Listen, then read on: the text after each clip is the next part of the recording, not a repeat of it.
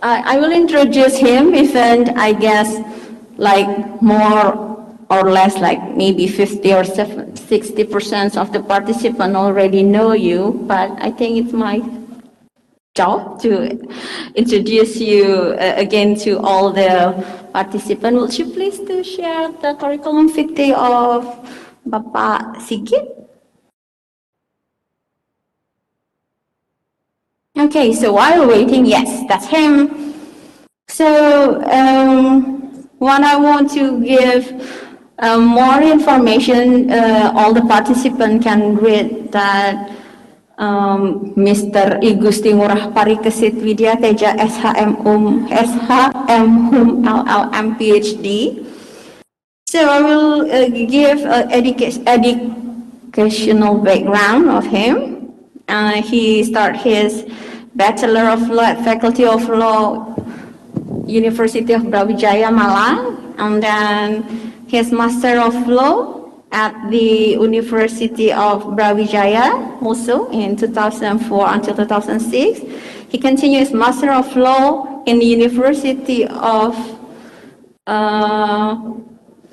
Washington, Seattle, USA. So he got his LLM for Global Business Law.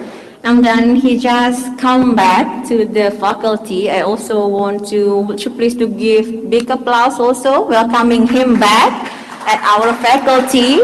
After quite a years, he lived abroad to complete his PhD at the School of Law, the University of Melbourne, Australia.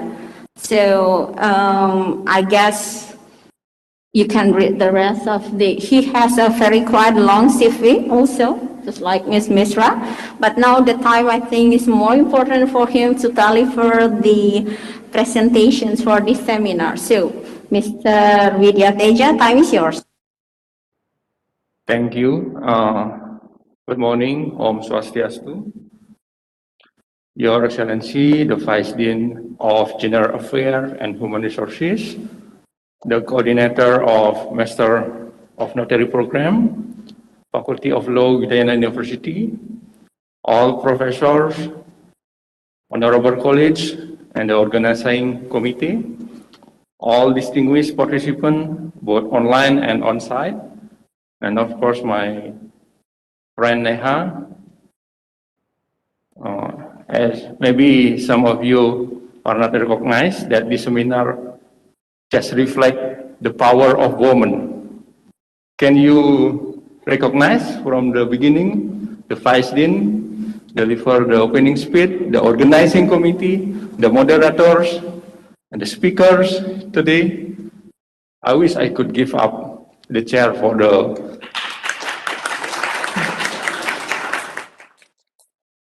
and also it is a pleasure to speak again here after 4 years in this special occasion with a special and interesting topic in relation to regulation of data laws through international trade law. I'm so glad my friend Neha has presented important issue that might not be addressed properly, and only a few scholars have involved in this discourse before. Neha has captured that the digital economy trend in the current industry 4.0 and which will go to 5.0 soon. However, there was no regulation on data laws in the international level. Each country has set up its own standard or benchmark on internet openness, internet privacy, and internet security, and it will affect the existence of digital economy. My presentation will focus on how Indonesia has regulated the data laws and how it has supported the existence of digital trade. I will start by explaining the importance of the regulation of data law in international trade law perspective. Then I will show how the current Indonesian law and regulation have regulated data laws. Finally, I will analyze the implementation of data laws identifying whether they are actually open, secure, and protect our privacy. In the next slide, to answer the first question, why we care about the issue of data loss, could you guys imagine here what will happen if the data or internet that we have already used every day is not really open, is not really secure, and does not protect our privacy? Who will take an advantage from this situation? There was a good article written by John Napton in 2012 or 9 years ago. At that time, there was no TikTok. Instagram has just started. He said that internet governance or regulation was the same with the term to control. The next question is, who control the internet? The answer is nation state and giant corporation. They will basically dominate our world and shape its development. In the next slide, I will show you who are the giant corporations. I have a list, the top 20 biggest web property over time, and I believe almost all of you have familiar with. Do you believe if they may know your data privacy? Along with this giant corporation, some government, in the next slide, particularly the authoritarian one, are controlling their citizens. There are a bunch of examples as my following slide will show. We know what's happening in Russia, where the government is stepping up to continue campaigning controlling internet.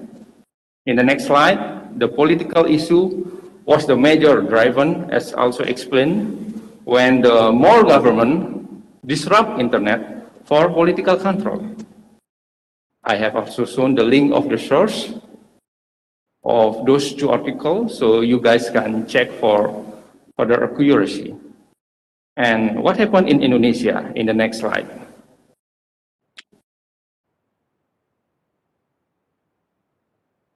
Okay, I believe some of you already know this news. 2 months ago, when the webinar about the Wawasan Kebangsaan test for the employment of KPK, Corruption Eradication Commission, who do you think disrupt this event? Hopefully no one will disrupt this webinar. So, what is the connection with the digital trade? When they limit or take down the internet, they forgot one thing. If I'm an entrepreneur, rely my business on the online transaction, on online business, what will happen if the internet is not available or restricted? So the government need to think wisely and consistently. For example, in the pandemic era, as illustration, they don't want to impose lockdown. Why? Because of economic reason. However, they sometimes lock the internet down. Do they aware their impact on digital economy? When they are consistent and the primary goal is to promote economic growth, don't do lockdown, don't limit the internet, or if they did, they have to make sure that the restriction or limitation doesn't harm the digital trade. Never think that only a few entrepreneurs in Indonesia have involved in digital trade, because that's very old school perspective. As an ideal solution, of course, it's required, as Neha said, the presence of international trade law that adopt the principle of internet openness, privacy, security as a means of supporting digital trade. In the next slide, I will refer about how Indonesia has regulated data loss and do they address the existence of digital trade. IC Law number 11, 2008, or famously known as ITE Law, as my starting point. In brief, at least on paper, this law has mentioned about the importance of digital trade. The consideration clearly explain the utilization of information technology that has important role in national trade and economic growth. Some terms have been introduced, such as electronic document, electronic certificate, electronic signature, electronic contract, and domain name. In the next slide, this law also explains that electronic information and document are valid legal evidence. Article 18 then underlined that electronic transactions that are stated in electronic contract shall bind all parties. The principle of private international law will be applied if parties don't make a choice of law. In the next slide, Article 23 explains that any administrator, person, business, entity, and society shall be entitled to hold domain name on first applicable principle basis. So from now, from this law, everyone can have like a private or online domain, yeah, free to have domain, free to buy hosting, domain, and minutes in relation to business activities. In the next slide, in the relation to internet privacy and security, this law has explained what constitutes prohibited act, including the following reason. Accessing computer and electronic system of other person in any manner whatsoever, and carry out interception or wiretapping of electronic information in certain computer of other person.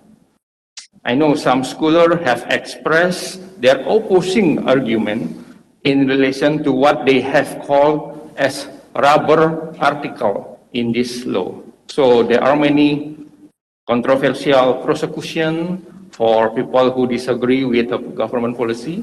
However, concerning digital trade, this law is pretty good, at least on paper. In the next slide,